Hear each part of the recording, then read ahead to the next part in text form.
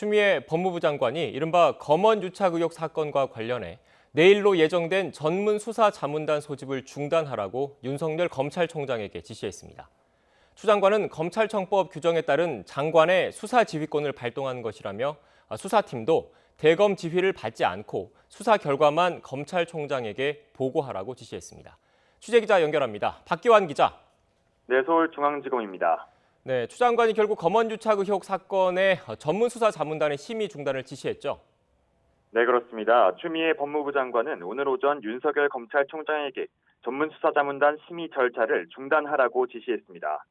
또 서울중앙지검 수사팀은 대검찰청의 지휘를 받지 않고 독립적으로 수사한 뒤 수사 결과만 총장에게 보고하도록 하라고 지시했습니다.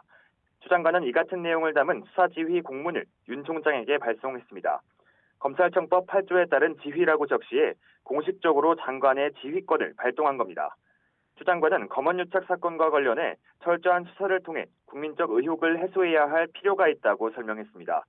이어 윤 총장 최측근으로 알려진 현직 검사장이 수사 대상이므로 공정성에 의문이 제기되지 않도록 의사결정이 이루어져야 한다고도 덧붙였습니다. 추 장관은 윤 총장이 지휘감독을 일임했던 대검 부장회의에서 채널A 기자의 구속영장 청구 여부 등에 대해 결과를 내지 못했는데도 윤 총장이 전문수사자문단 소집을 결정하고 단원 선정 절차까지 마쳤다고 지적했습니다. 또 이 과정에서 검찰 구성원의 충분한 의견 수렴을 거치지 않았다는 지적은 물론 검찰 내부에서 이의도 제기됐다고 밝혔습니다. 또 피해자 측이 신청한 검찰수사심의위원회와 결론이 다를 경우 혼란이 예상되고 국민도 수사 결과를 믿지 못할 우려가 커졌다고 지휘 배경을 설명했습니다. 추 장관이 지휘권까지 결국 발동했는데 수사 자문단은 소집되지 않는 겁니까?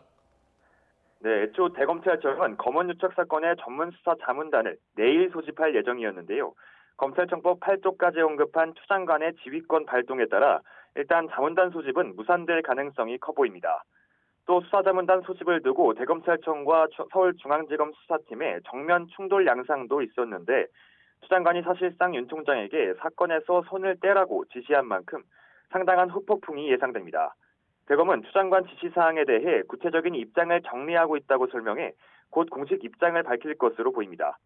앞서 추 장관은 어제 열린 긴급법제사법위원회에서 이번 사태를 심각하게 우려하고 있다며 국민에게 사과를 전했습니다.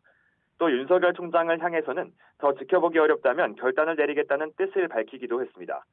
결국 추 장관이 한명숙 전 총리 진정사안을 대검 감찰부가 맡도록 지시한 데 이어 검언유착 사건 수사 자문단 소집을 중단하라고 또 한 번 지휘권을 발동하면서 갈등 국면은 더 깊어질 것으로 보입니다.